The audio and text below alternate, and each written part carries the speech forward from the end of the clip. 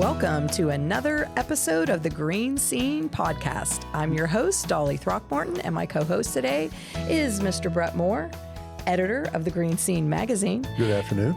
And we have two gentlemen here today, and we are kind of talking about a rather sombering topic, I guess, today, but they're going to give us some hope on this issue that we have all over this country right now. And today I am joined by Joe Mahoney, the executive director of the Gaiser Center, and Mr. Tom Brophy, the medical director of the Gaiser Center. So the Gaiser Center is located in Butler, PA, and we're just going to discuss what they do there, what their future plans are, and what their ties may be in the future to Greene County. So, Joe, I'm going to turn it over to you first and just ask you what your background is and what you do at the Gaiser Center. Well, first of all, I want to thank you all for having us. We're very excited to talk to you all today and talk about the Gaiser Center and what the future holds in the particular tie to Greene County that'll be coming this upcoming year. My background, I am a social worker by trade, graduated from the University of Pittsburgh in 2010 with my MSW, got licensed shortly thereafter. I actually began my career as a school social worker in Central Greene School District right here in Greene County. Got very familiar with Greene County, through that career and the unique challenges of Greene County. So I started my career there and worked my way up. And then in 2021, I joined the Gaiser Center as an executive director there. And at the Gaiser Center, we have a residential program. And I'm going to use some antiquated lingo for the addiction treatment space, but it's more common lingo, I think that people are more familiar with. So we have a long-term inpatient unit, and it is 38 beds, and it's gender specific. So we have a male unit that is completely separated from the female unit. They don't even see each other. We have med passes and meals completely separated by minutes even, and completely locked down by, fob protected walkways. And, the purpose of that really is, so they don't get distracted. Because when they're in long-term treatment, and our treatment is designed for 90 days, length of stay.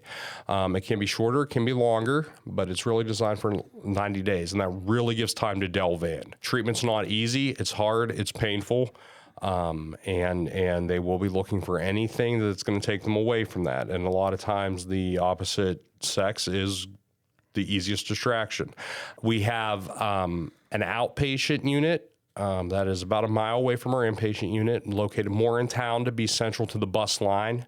So we operate that as well out of that building, in addition to what's called a Center of Excellence program. And the Center of Excellence was started by Governor Tom Wolf to really recognize those providers that were not just from addiction treatment, but also from the medical world, from behavioral health, from county levels, from just all sort of interdisciplinary providers who were excelling in the space of opioid use disorder treatment. Wow. And they formed this interconnected network of providers. So we are a center of excellence, and that has enabled us to really meet the needs of those individuals struggling with opioid use disorder, but who may not be ready to enter traditional treatment. We also have recently last year, we opened up the first licensed recovery house for women and children. It was the first licensed one in the state of PA. Some other ones have joined on board since, but we were the first that had our license by the Department of Drug and Alcohol. A lot of recovery houses, three-quarter houses, did not want to take women with children. And the children provide, they created sort of this extra layer of challenge. And we kind of threw our hat in the ring with Butler County and said, we'll do it. And we did kind of blaze that trail. When you say blaze that trail, did you come up with your own programs, or how did you come up with those ideas? We did. We established our own program. We kind of took what we knew about women with children from our inpatient unit. We blended what we knew from CYS, We blended what we knew from kind of other theoretical models and other service models. And that reunification piece of mothers with children was so crucial to recovery for women. And it was a big barrier for women who needed that level of support, that 3/4 house level of support, which is sort of geared for transitional housing and to permanent housing. And it's that last step of recovery. And we, from our end, we would see when we were making referrals to 3/4 houses, and they would get either turned away if they had children, or the mother would say, I'm not doing it. I need to be back home with my family. Mm-hmm. That's a barrier. So, we kind of said, like, if this is the piece that we need to help these women kind of stay in recovery and stay active in recovery and get to that permanent housing piece, that is ideally the last piece of recovery that we need, we'll do it. And we did, and we have, and we've been in operation for a year in that program, and it's been working well. It's a beautiful house. It's an old Victorian house that was also very important to us. A lot of recovery homes are in not great areas. And we have it in a neighborhood. It's in the hospital zone, the Butler and the Independence Health System, Butler Hospital zoning area. So it's close to the hospital. It is in walking distance to a lot of recovery meetings. It's on the bus line, but it's in a neighborhood community, and there's other children in that community, in that neighborhood. There's a yard, so that was important to us, sure. Especially when we're introducing the children. And the community really embraced that. The Rotary of Butler last year made it their fundraising project for the year and completely renovated the attic, which was just an old attic, and renovating into it a modern loft space for women and for the children, really. And it's another sitting space. It's child friendly. It's a sensory space. It's great. And that was all funded through really the community. Wow, that's amazing. Yeah, that really so, is. And you've really gone above and beyond to find all these different outlets, I think, to tackle addiction, whether it's inpatient, outpatient, intense programs, whatever you need. It's really, really remarkable. And bringing in so many moving parts, whether it's the county services or the healthcare services or the community in general. It's great that you're getting everybody involved. Well, absolutely. Thank you. And that's important from a couple levels. And one of them really is that we want to always break down the stigma around addiction and recovery.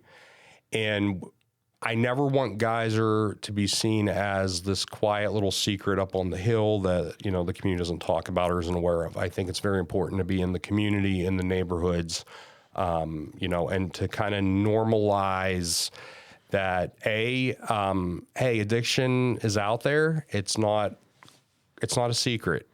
People struggle. We all struggle with various things. If it's not addiction, we all struggle with something. Yes. Well, I think it's important. This is a community problem. It's not your problem or my problem or your kid's problem. It's a societal problem for sure. And I think they need that support when they are leaving a treatment facility.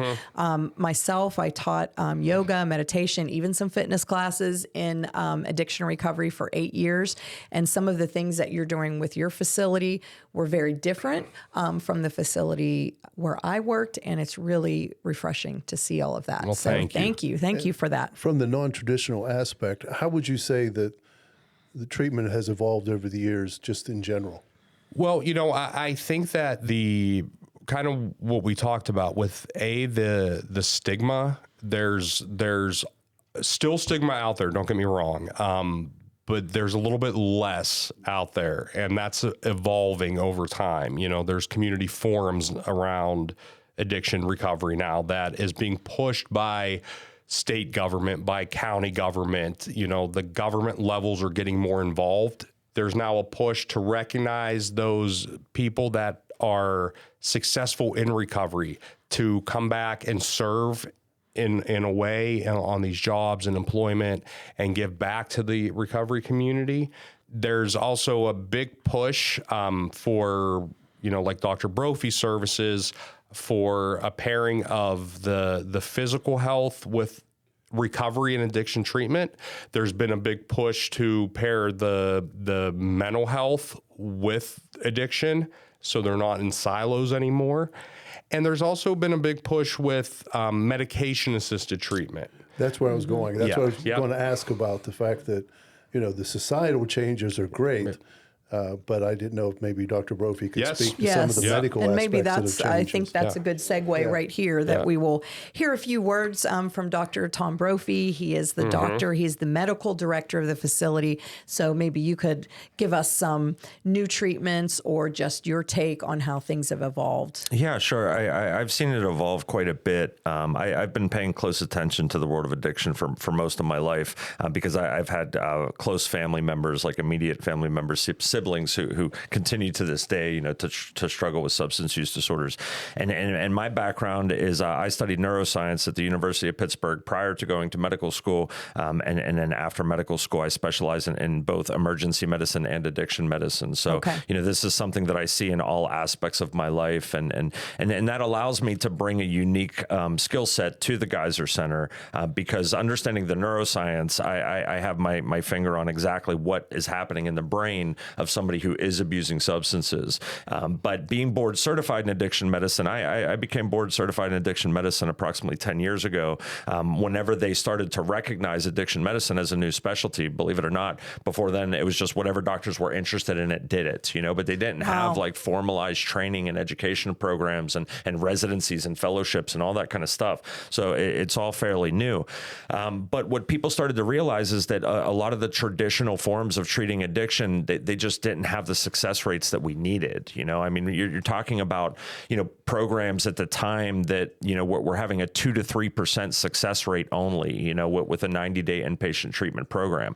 And that's where you started to see things evolve quite a bit. And everything is now following like evidence-based practices. And with those studies and with evidence-based practices, what we have found is that like there are different medications that can really help assist somebody, in their recovery. And that can range from medications that are managing those coexisting conditions, like Joe had mentioned, coexisting mental health conditions and coexisting medical conditions, but even medications that can help stabilize their substance use disorder. There's a laundry list of them depending on which substances that person is struggling with.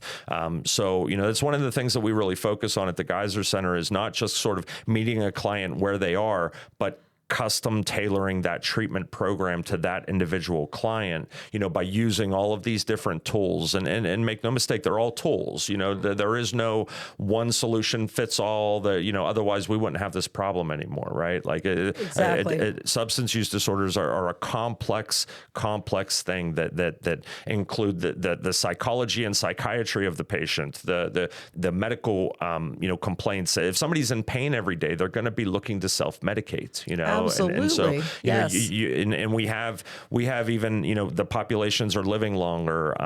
We have more complex medical conditions, that are happening. And so all of this needs to be kind of factored in, as we address somebody's, specific situation and how do we get them better?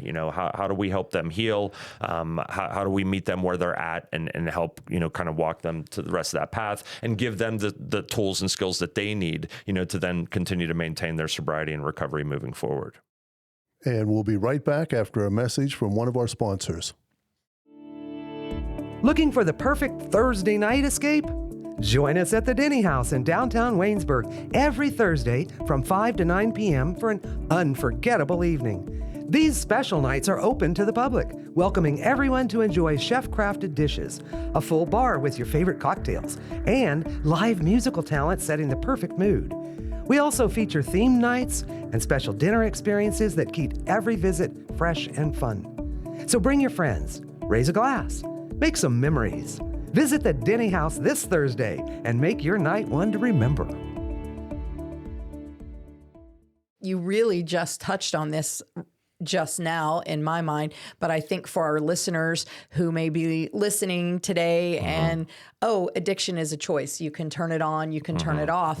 And I think you're the expert here. The science has proven that this is a disease. Well, and it's a question that I get a lot because I educate everything from peer physicians to middle schoolers, and in fact, one of my slides that I'll often start with is, do you think that addiction is a disease or do you think that it's a choice? And what's really interesting is if I ask a room full of healthcare providers, all the hands go up for disease. They've been educated to treat this as a disease, to manage it as a disease. But I also understand why the general public may hesitate to call it a disease, because their concern is that you're going to treat it like cancer. Like, hey, buddy, you didn't do anything to deserve this. You didn't do anything to cause this problem. Don't worry about it. We're going to help you out. And people don't like the removal of the accountability piece. They don't like that. They know that some choices definitely were involved, specifically early on. And that's where, you kind of jump to the other side of that equation and you say like, okay, well, what role does the choice play? And I tell young people all the time, when I was just at a local high school here not long ago, and I said, you can be genetically predisposed. You can be socioeconomically predisposed to be the biggest crack cocaine addict that Washington County has ever seen. But if you never touch cocaine, you're never going to be a crack cocaine addict, right? So exactly. Yes. You really have to have an honest conversation about it. And when we call it a disease, we're not saying that it's the same as, some random cancer, that was from a random mutation. What we're saying is that it's abnormal neurophysiology, it's abnormal neurochemistry. You can see the difference between the sober brain and the addicted brain on a functional MRI. I mean, it meets all the criteria of what we call a disease process. And just like we call COPD a disease, right? Nobody's going to dispute that. It's diseased lungs. You need inhaled medications. You need oxygen. You need all these kinds of things. But that COPD often started with a choice to smoke a cigarette that led to an addiction, to tobacco and nicotine, that then led to that disease process. And that's what we mean whenever we are saying that all of these substance use disorders are a disease, because we know how they affect the brain. So to treat it as like it's a moral failing, or they just need to make better choices, like, number one, it's wrong, it's ill-informed, and number two, it doesn't work, right? Like we tried that for decades. Like we're not going to punish our way out of this problem. Science and research shows that punishment-based programs don't work. So really, it's about paying attention to the science, paying attention to the research, also with an understanding of where people are coming from whenever they're a little resistant to kind of accept what you may be teaching them and educating them. But ultimately, I think when you show people that this all comes from evidence-based research, and you show them what that research says, then people like that. They like the science, they like the knowledge, then they're better armed and informed to help themselves and help their families. Of course. And I think we just know that the science doesn't lie, right? We have to go by that. And I also think it's interesting that you touched upon the socioeconomic factor behind that, because a lot of times people are stigmatized because they're in a certain economic place in their life. And you think, oh, this is a disease of less fortunate people. And it's not. I mean, you've known people that have been in very high economic status that still have addiction problems. So 100%. It doesn't really discriminate, does it? No, it crosses all boundaries, all demographics. I mean, I tell people all the time, just as much as we've taken care of, impoverished people, I've taken care of judges and politicians and police officers and teachers, nurses, and doctors. It's so much more accessible to everybody in all communities and all demographics as well. And so for certain, I mean, it does not discriminate, and we see all walks of life being affected. Yes. And I think just from my stint, teaching in addiction recovery, I was very shocked of the age of a lot of the participants. I think a lot of people, myself, probably had that idea in my head that it was a lot of young people. But it was really eye-opening to see the amount of people, and probably more people like that, either injured from an accident or a work-related incident or something like that, got addicted to painkillers, and then when they couldn't get those anymore, then turning to something else. So age doesn't discriminate either. What would you say is the average age of a person in addiction and recovery or a treatment facility? Do you think it's kind of all young people or older people, or there's a good mix? It's a good mix. I mean, really, when we look at our demographics, we definitely see a lot of, people in their 20s all the way up to people in their 60s. I mean, it's definitely a mix. And it's still alcohol. Alcohol is still the primary substance that is sending people into addiction treatment. Wow. We get that question a lot of what is the substance of use that you're seeing? What are the trends that you're seeing coming into treatment?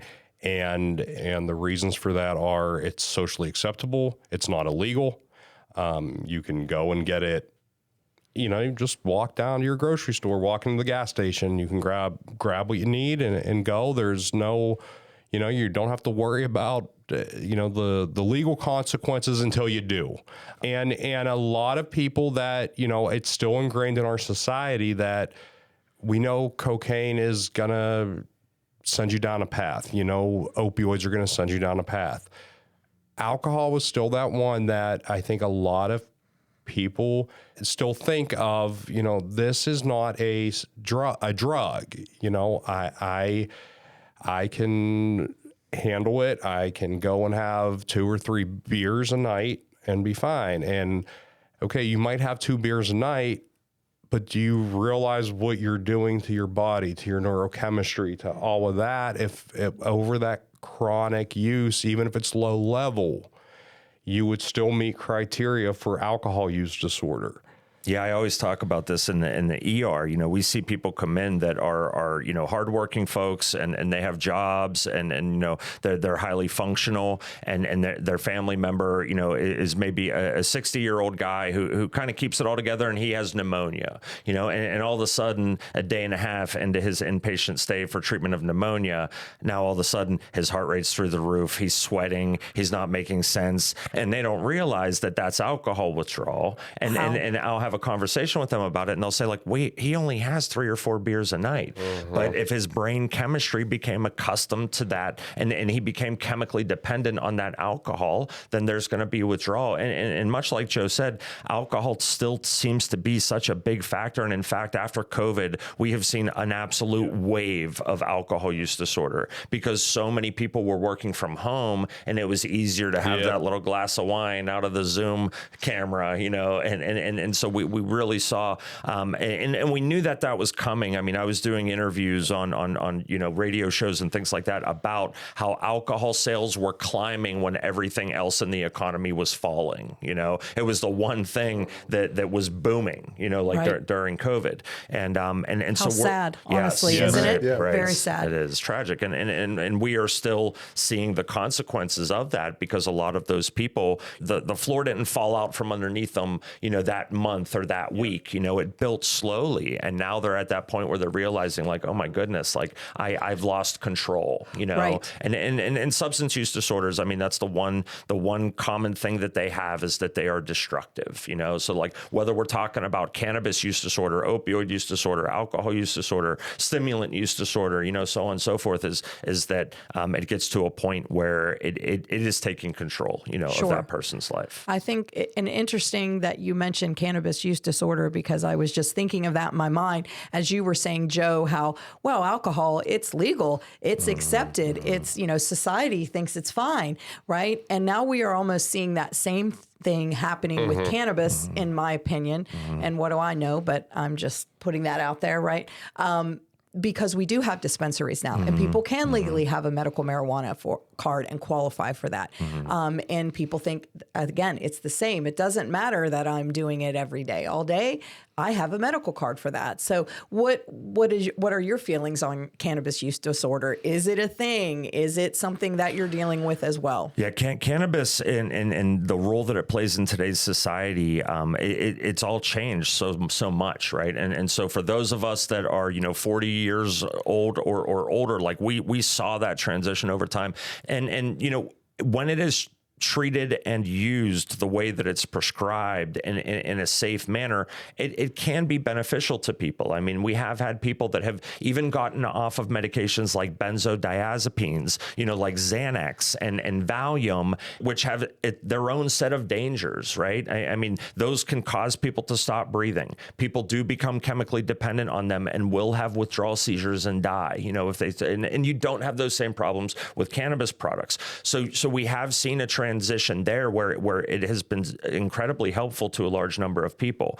However, like with all things addiction related, it doesn't, the confusion comes because you do not become chemically dependent on cannabis. So people will say, oh, that means it's not addictive. That's not the same as saying it's not addictive. Chemical dependence and addiction are two very, very separate things. And in fact, like you've all heard of antidepressants like Zoloft and Lexapro and Prozac. Sure. Well, you become chemically dependent on those as well. And in fact, I have family members that are on Zoloft. If I take their Zoloft away, for about 2 weeks, they're going to go through a pretty miserable period where they're not going to feel well because they were chemically dependent on that. Their brain was used to getting that drug every day. Now, does that mean they're addicted to their Zoloft? I mean, certainly not. That they're not breaking into car windows, to feed that habit. And likewise, when we talk about things that don't even involve chemical dependencies or chemicals at all, right? Like gambling or stealing or being addicted to pornography, right? Like there's all these behavioral addictions, and they are addictions, and there is no chemical involved. So when we talk about chemical dependence and addiction, we have to understand that those are two very separate things. Treatment typically follows a sequence of from most intense to least intense, so it starts with detox, right? Like you get that drug out of that person's system, and you make sure that they don't die during the process, and that's kind of the first week of treatment. And then you go to like a 90-day inpatient treatment program like we have up in Butler County right now. And that's where, now you're starting to work on, building coping skills and giving them tools, because life is hard, right? And right now they're in a protective setting, but they're going to be out of that protective setting and returning to home. So and that's when it gets really difficult. That's when things change. Have the schedule changes. Yep. The support isn't there. It's not all right at your fingertips like when they're an inpatient. Right. Yes. So there's a lot of preparation that goes into that, and like Joe said, like having all of these levels of care is super important. And I give Joe all the credit in the world because I was at the Gaiser Center part-time before he came on board in 2021. First thing he did in 2021 was get me a full-time contract because he knew how important having that medical piece was, but also having the ability to educate the communities, and do it from a neuroscience perspective, do it from an MAT perspective, in a way that people, and he's just continued expanding services from there. Like nobody in Butler had, like he said, in really Pennsylvania, had a DDA approved facility to house women and children. So that helps on the back end of keeping people in treatment, keeping them sober, and our most vulnerable people, right? Like women with children who don't have the support for someone else to just, take that child and take care of it. And now we're working on coming down into Washington and Greene counties and have the other end of that piece, have that, the old term detox, now is called withdrawal management, and so that we can take them from the very beginning, all the way through until we can transition them back to their families and their residences. That's wonderful. And I think this is a good point where we could sort of transition to, I think I'm right in saying that you've been in Butler County for 55 years. Yeah. Is that how long? 2026 is our 55th anniversary. 55th anniversary. So obviously the history's there. Obviously with you two gentlemen here, the expertise and, all of the knowledge, is there. So what is there for Greene County? Is there something that maybe we can look forward to in the near future? Yeah, absolutely. So this is a long time coming for Greene County. We are excited that we do have a building. We are in Carmichaels, PA. There's a building in Carmichaels that we are renovating. We're hitting some construction hiccups there, as always, when you're dealing with construction and roadways and all that fun stuff. But once we get through that hurdle, you know, in 2026, the early part of 2026, we are expecting to be operational. And that is a 10-bed unit. And that program is a short-term stay. It's 5 to 7 days on average, would be the length of stay. And it really is to stabilize somebody medically who is looking to detox from alcohol, benzos, so your Xanax, your Klonopin, you know, those sort of anti-anxiety medications, or opioids. And those are the kind of the three big substances that can really cause significant life-threatening health issues if you are not kind of taken off them properly under medical care. And we are unique as a provider in that we will transport, and a lot of providers don't, or they'll only transport to a certain radius. But we will do door-to-door transportation. So if somebody is looking for detox withdrawal management, we will pick them up. And then when they're out their home or wherever they are, and get them to this center here in Carmichaels. Yeah, in Carmichaels, even if they're coming from Butler, we'll bring them down. Okay. If they're ready at that point when they're done with detox to enter into treatment and they want to stay with the Gaiser Center, you know, we'll drive them back up. You know, door-to-door transportation, they don't have to worry. You know, and we'll have all the services available there. They'll be able to stay under our umbrella if they choose. That's great. They'll do withdrawal management, inpatient, outpatient if they so choose. You know, so it really creates that nice continuum for people as well, so they're not bounced to all sort of providers. I just want to say I think the multidimensional aspects that you guys are bringing to this make this a unique program that I think is going to be great in Greene County. I think it's something we really need, and it's very forward-looking, which I think is great. Well, thank you. We're excited to bring it. And what we'd maybe a good way to sort of wrap up the session is to just for each of you just to speak on why you got into this and why you do this. You know, why it's so important to you. Yeah. You know, I think I got into just the larger behavioral health field in general because my background is really mental health. You know, really, my brother had passed away from suicide 24 years ago now. And that sort of changes your whole trajectory, I think. And I really wanted to get into a career where I could kind of, you know, help in some way. And that just sort of kind of took off from there. You know, I myself am not in recovery from drugs or alcohol, but I've always been fascinated by also learning about that and that particular challenge. And I have so much admiration for those that are in recovery and stay in recovery, you know, every day, because that is a daily struggle. People don't realize, you know, how much of a win it is every day for them, you know, to stay active in recovery. And they have such, you know, in talking to a lot of them and a lot of our staff that are in recovery or those that are former clients, when they come back and share with us, you know, they have such positive attitudes and outlooks on their journey. And they really see their journey as part of them and as defining who they are, but not in a negative way, in a very kind of positive way, that it led to who they are as now and the lessons that they're taking from it and stuff. And it's kind of inspiring. I mean, it really is. And that's always been kind of important to me. Oh, and, yes, of course. And I think that makes any program successful. I think people get into things, as Bret knows.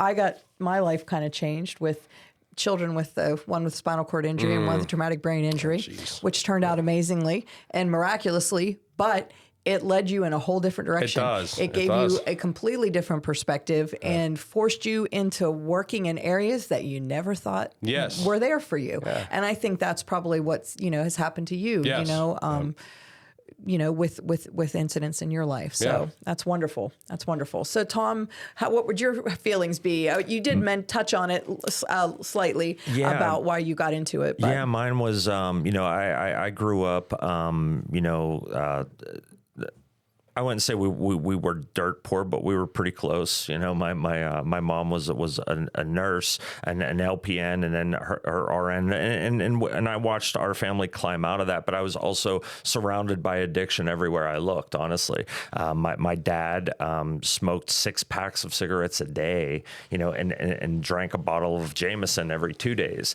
However, when my brother went down that rabbit hole of substance use, like my dad just couldn't see sort of the hypocrisy there, and like, you know, was just so nasty to him and the way he treated him and everything, because, you know, he stigmatized it, even though he was, you know, struggling with addiction himself, just in a different way. And so I was always paying attention to it from my earliest memories, being 6 years old, and my brother was having to stay at St. Francis Hospital, which doesn't even exist anymore, you know, and me asking questions, you know, why can't he come home, things like that. And then as I was studying neuroscience at the University of Pittsburgh, that's really when he was starting to, you know, get deeper and deeper down that rabbit hole. And I'm one of those people that is just endlessly curious. You know, why does this happen? Like, there has to be an explanation behind it. What's the science behind it? And so I was paying close attention to it then. And then, you know, what a lot of people don't know is I had a personal experience where I always thought, like, well, he and I are just different. I'll never have that problem. I'll never make those same mistakes or decisions. And in 2007, almost 20 years now, I got a DUI, and I had no recollection of it. I mean, I was completely blacked out, you know, for the entire thing. And I remember family members coming in now and saying, like, do you see, like, where this could go? Do you see, like, why we're concerned? And I cut alcohol out of my life because I had the support, I had the education, I had all these things that so many people don't have, you know, Exactly. whenever they're going, you know, and they're dealing with those experiences. So around 2015, I then lost 3 or 4 friends, you know, from high school. And you know, it was all of those things. And as Joe said, it's such a rewarding field to work in. You know, like a lot of my ER doctor colleagues will say, like, oh man, that's such a tough field. Like, how do you do this and then you go and do that? And I tell them, I'm like, oh, it's completely different. Like in the ER, we're truly seeing them at their worst, you know, when they're overdosing, when they're jonesing and withdrawing, you know.